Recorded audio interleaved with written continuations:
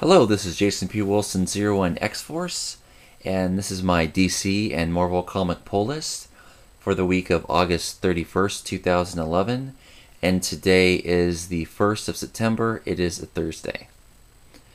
And first up here are my DCs.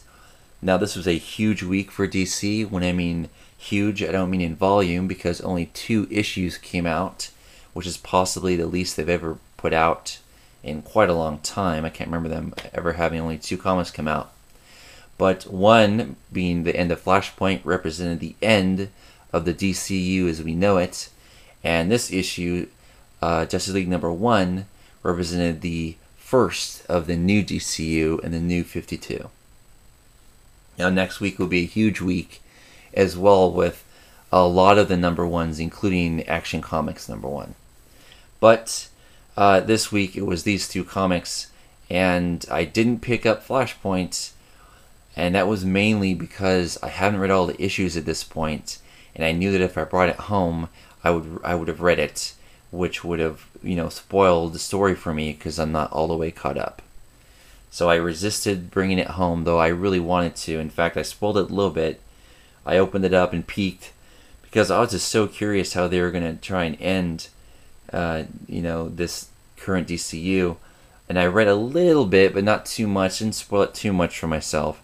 I resisted, put it back, and made sure I did not bring it home so I wouldn't read it. But soon, hopefully very soon, I'll be able to read all the issues in their continuity. So, yes. I resisted and only brought home Justice League number 1. Now, I did bring home the combo pack. The combo pack comes with a sealed, it's a sealed bag, and inside is a digital copy, a code for a digital copy download. And I wanted to do a review on both the comic and the digital copy. I thought that was probably important because, of course, we all know that DC is the first comic company to fully commit to digital copies, and now the same day you can pick up a comic book, you can pick up the digital copy or download it the same exact day at the same price. If you pick it up, I think it's a month later, then you can get $1 off. So, what does digital copies mean? I'll go ahead and start with that. Digital copies means that we are going to be able to experience our comic books in 2 different ways. For us classic comic book collectors and fans, we of course will stay with the main comic book. But for a lot of people out there, and there are people like, for instance, reviewers that have to read tons of comics, and they obviously don't want to keep them all. Digital copies is a blessing. For other people, like especially younger readers, for instance, my niece and nephews, they for the most part don't collect, but they do enjoy reading. So for them it would be perfect, and for a lot of younger readers it's perfect because, everyone has a digital device these days, whether it's an iPhone or an iPad or whatever. It's very accessible to them to go ahead and download a comic, read it, and then be done with it. They don't have to go to the comic book store. They don't have to hunt down their issues. Now, whenever they want it, they can go ahead and they can instantly get the issue that they want to read. Or maybe they don't pick it up until 6 months down the line and they buy all 6. So, for those reasons alone, digital copies is a fantastic idea, and it's really wonderful to see a comic company like DC committing to it fully. And when I say fully, I mean same day comes out, putting as much towards the digital copies as they are towards the classical comic books. Now, what I wanted to do is kind of familiarize myself with some digital copies that I had picked up before. I've read digital copies for a while now, some DC, some independent, mostly Marvel, and I've seen all different types of quality. I've seen some that were pretty good, and some that weren't so good. I've done some interfaces with some comics that I thought was really clunky, and I've done some ones that I thought was very easy and accessible. So I went back and reread some of my issues that I remember being the best digital copies, and those being Marvel.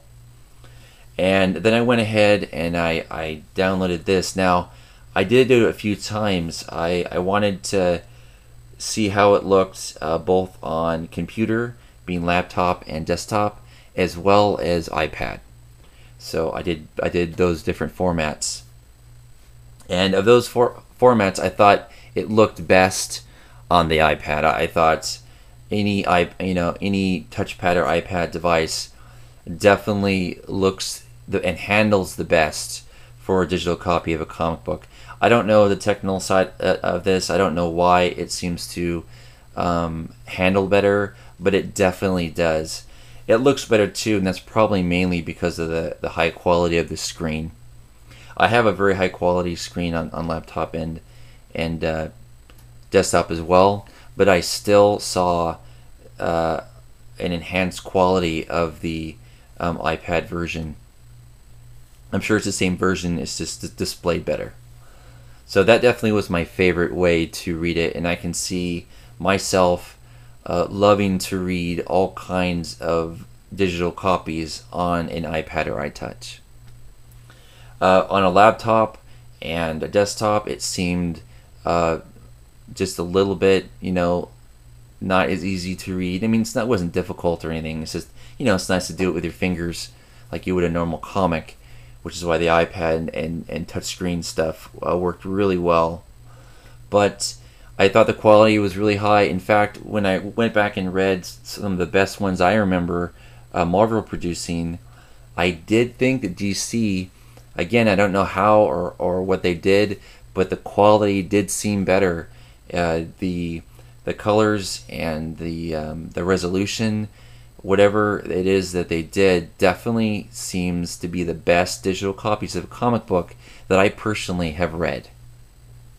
So for the digital copy, I was very impressed, and this is coming from someone who leans very much to and towards having real copies in my hand. I really was not caring that much about the whole digital copy side. I knew I wouldn't really read it too much in that format, but I was curious. But after reading it in that form, I really liked it, and I can see myself down the line. For instance, for me, like a lot of people, they might get a lot of their copies, if not all of them, on digital format. But me personally, I love having my comic books in my hand. I like collecting them. I like keeping my favorites. But I don't like necessarily when I pick up a comic book and I don't like it. And I'm not the kind of guy who feels like I want to throw away a comic. It doesn't seem right. So I end up holding on to it, and it goes into my long box of misfits, comics that I picked up and didn't like, but didn't throw away.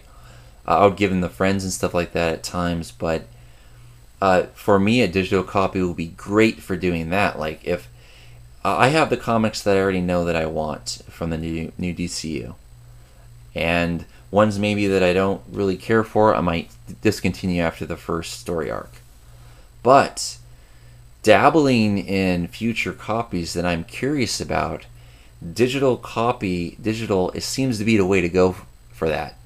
Like, I could wait a few months, maybe 3, and if I hear, for instance, Animal Man, I'm interested in that, but I'm not picking that up. But now I can go ahead and download it on an iPad or a touchscreen, and I can read it, the first 3 issues, and see if I like it. If I like it, I can go back and pick up the first 3 issues somewhere and start to collect it if I want. Or if I like it but not enough maybe to buy it every month, I can go ahead and download it a month after it comes out to save the extra $1, but I can still read it. Sometimes I don't like to commit all these comic books to my saver, because then I feel obligated to buy it even if I don't want to. And I'm constantly cutting stuff out of my saver and adding stuff on my saver. But now that I tried the digital copy, I'm excited that I can go ahead and try a couple comics but not feel obligated to have to pick them up. So for someone that was really not on board with the digital side of things, especially because I've tried them before and thought they were just okay, DCU definitely is doing it really well and the best I've ever seen it done, especially committing all of their titles to it on a regular basis. So if they can keep that up, for me, it's going to allow me to try even more comics than I was planning on trying and not feel obligated to continue if I don't like. So it's great, and I would say a good 5 stars for this first copy of digital format for this issue. Now I will be curious to see if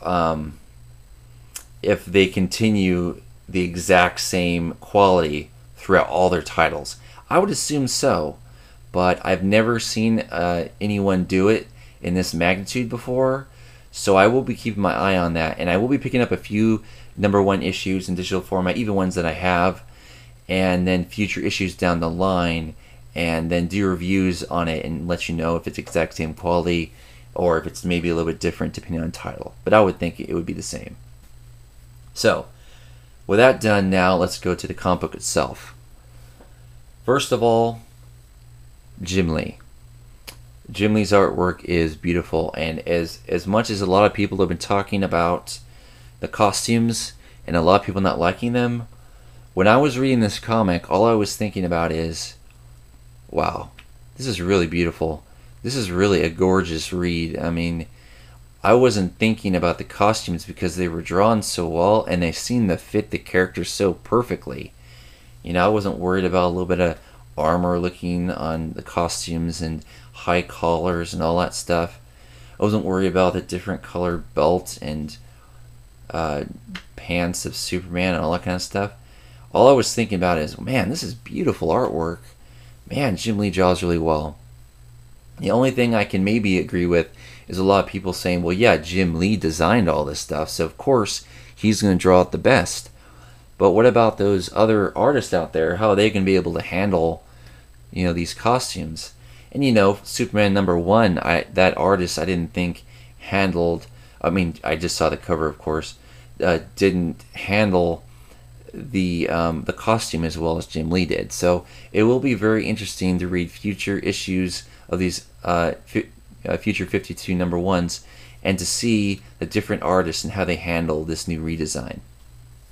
But Jim Lee, he does it fantastic. He does it great. Now, this comic was mostly about Batman and Green Lantern with some Superman at the end and a little bit of Cyborg in there. But this is, of course, the forming of the Justice League. This is 5 years prior to the current timeline, which is going to be in most of the new 52 comics of the new DCU. So we're kind of seeing how things became how they are now in the comics we'll be reading here this month and beyond. So you definitely felt that. You definitely felt that superheroes were not to be trusted, and the world really didn't believe that the ones that they didn't know about, they didn't trust, and other ones they thought maybe weren't real. For instance, Batman. Green Lantern was surprised that Batman was real. Stuff like that. Now, I thought the costumes were well. Now, like I said, it's mostly about Batman and Green Lantern. So, some of the other characters, for instance, on the cover here, you see Wonder Woman. She has shorts on, more like her classical look. But I've seen her with pants as well, so I'm kind of confused on what they're going to do, if she's going to be like this on this cover, or if it's going to be like some of the other pictures I've seen. So I guess we'll find out about that in the future. But Batman and Green Lantern looked really good. Now, everyone's supposed to be like younger, and it's supposed to be quite a bit younger. And I definitely felt that Batman and Green Lantern definitely felt younger, but not that much younger. They definitely were younger than I've seen them lately. But, you know, I mean, Batman's always a guy who's been in prime condition, and that goes the same for Hal Jordan. So, you know, they're pretty beefy guys, so that kind of makes you look a little older than maybe they were planning on them looking. But they still had, especially their faces, they looked a little bit younger. But the one that really looked quite a bit younger than I'm used to, and that was Superman. He was the only one that really stood out to me in this first issue that really looked quite a bit younger. I mean, I like looked, stared at it, I was like, wow, he was really young in here. Now I think that's a great thing. I don't have a problem with it at all, especially getting ready to read, Morrison's take on Superman's origin, which will be his new origin from now on. So I'm excited about that, and that comes out next week. But I definitely was surprised and pleasantly surprised to see him looking so young. But overall, this book was absolutely gorgeous. The colors done by Scott Williams were perfect for Jim Lee's art style. And I thought Jeff Johns really started strong. Now, my only complaint is I think it should have been an extra size issue. Maybe even a double size issue. So much writing on this issue. I mean, it's been, really heavily marketed. It probably would have been a good idea to go ahead and come out with an extra large issue, because I did feel like, of course I spent $5 here for the digital copy as well, but still it was a regular size comic and I really wanted more, especially it launching the whole DCU, the first of all the new 52. It probably would have been a smart idea for them to give us some extra pages. But, they didn't. Whatever decision, they decided to have a regular size comic. So I felt underwhelmed with the pace of the book. I felt it was over as soon as I started reading. That's usually a compliment, but because I definitely really, really want more. But I definitely felt like they could have done a little more with the content. But that's my only complaint. I think the story is starting out really well. I like the new feel. It feels fresh. It feels strong. It feels new, but at the same time, it still feels like you're reading your favorite superheroes in a story. Jeff Johns, his writing just started, so it's hard to really talk about it too much. Down the line, it'll be easier to talk about the story because we're just getting a taste of it in this first issue. But it's written well, it's gorgeous to look at, and it's a lot of fun, and I am really excited, very excited about the new DCU, especially after reading this. Everything I wanted it to be. And with that, we will go to our next comic, my first of the Marvels. Now, this was a really short stack for me. When I say short stack, I mean 4 comic books. But I cannot remember the last time I had such a small stack of comics to read, yet was more pleased about every issue that I read. Every issue that I read this week was some of the best reading I've done in a long, long time. And that especially here with the Incredible Hulk issue 635. This is possibly one of my favorite comics that I've ever read. Now, I've already been going long here, so I won't talk quite a bit as long here as I did on Justice League. But I have to say, I'm really going to miss this comic book, and this being the last comic of the ongoing series of the Incredible Hulks 635, and the last story that will be done by Greg Pak on the Incredible Hulk probably ever. This has been one of the best reads I have ever read on a comic book. First off, this is a exercise issue. Yes, thank you. This is kind of what I wanted from Justice League. It's a meaty book. You get a lot of extra pages here, and even after you're done reading it, they give you a few more extra pages, which is really nice, which is kind of like a quick little history of Greg Pak and the story that he's done with the Hulk and how much he has really become the Hulk, the definitive Hulk writer, and the artist here and everything. So it really was a nice tribute to both Pak here and the Incredible Hulk. Artwork, phenomenal. I can't remember the last time I read a comic that every single panel you felt the care and love put into every line, every color, every expression, every sentence, everything that was done in here. You felt the quality was extra high because they were putting a little extra into it. Greg Pak is always excellent, but I definitely felt that he just put everything, just poured his heart into this last issue. I have never been as satisfied ever with a last issue of an ongoing series, and that's coming off of a real big week for DC, especially with one of my favorites, Batgirl. But that was a really strong issue, but this was the best issue I've ever read on an end note to a great series. Art, flawless, writing, perfect, the emotions of the book, the pacing of the book, everything is just a pleasure to read, and I have never been as pleased as this. This is a great book, and this was a great series, and this was a great run. A master work from beginning to end. I definitely recommend, if you haven't been able to have the privilege of picking up these issues of this last run, please, when this comes out, pick up this on trade. It is a must read whether you're a Hulk fan or not. If you just enjoy good stories with great artwork, this is a can't miss must read. Definitely keep your eyes out for this when it comes out on trade. You will not be sorry. And next up is another really good book, and that is Amazing Spider-Man, Spider Island Part 2. Technically it's Part 3 because the Prelude was a really big part of this, and I definitely recommend anyone who's reading this, definitely read a prequel. First, I'd like to say, Slott's doing a great job writing. He really is. But the real star here, to me, is the artist, because this is another book that was a pleasure to look at. It's just something about this artist's style.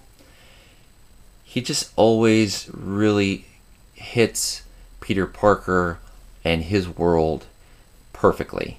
The characters, everything about it is just beautiful, and it just feels like a Spider-Man book. I've read quite a few Spider-Man books, and some have done a good job. Some, when I would read them, didn't feel like a Spider-Man book. It was almost like I was reading another book, maybe a Batman book with Spider-Man in it. But this feels like Spider-Man. It feels like everything about it, as soon as you turn the pages, it just draws you in.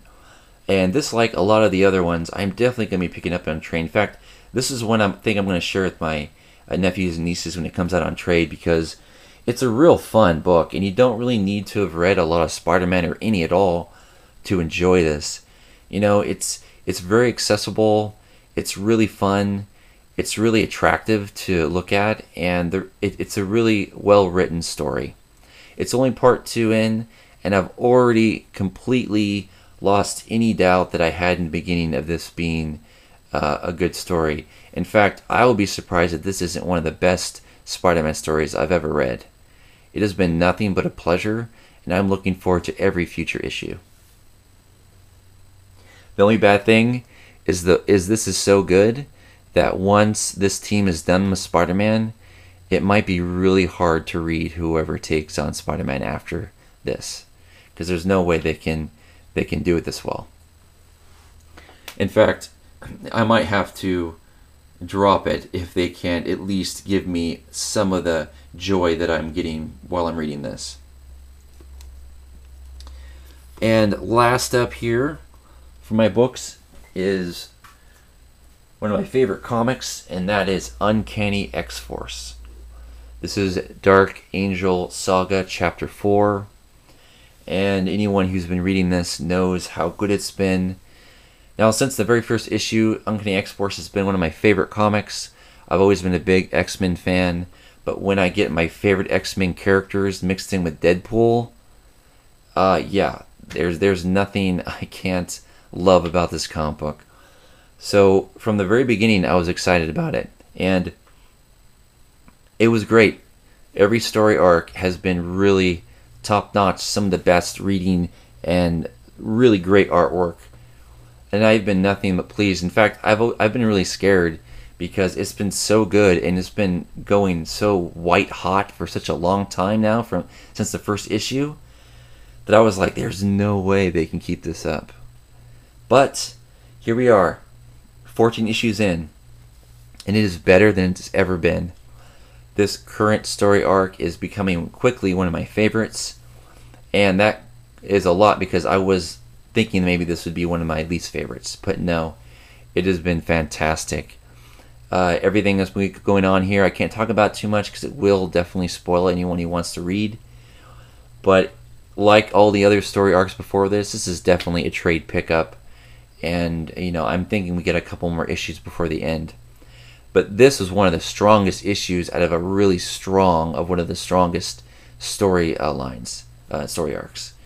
Some really big stuff happens in here, and man, when this comic book came to an end, I was biting my tongue thinking, man, I should have waited till I got the next issue before I read this. Because sometimes I like to hold on to a comic book and get a couple issues and then read 3 in a row. Because I hate it when I turn the page and it's over and I just can't wait to see what happens next. X-Force has been great, and it is the best it's ever been now. Loving every moment.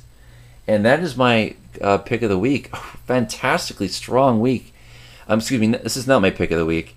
I'm probably going to do a pick of the week, and I'll do those individually. But what I mean is, this is my pick of a week of comics of the summer. I've had some really great reads this summer. The only thing, it would have been better if this week the next chapter of X-Men Schism came out. If that was the case, this would be an unbeatable week with the smallest stack I've ever had. My wallet loves the small stacks. The comic lover in me loves the high quality of every comic that I read this week. I am a very happy comic book reader and very glad that I read comics. And weeks like this remind me why. Yeah, these comics were fantastic. Please, you guys, let me know what you guys think. You probably read these already. Are you loving the quality of comics this week as I am?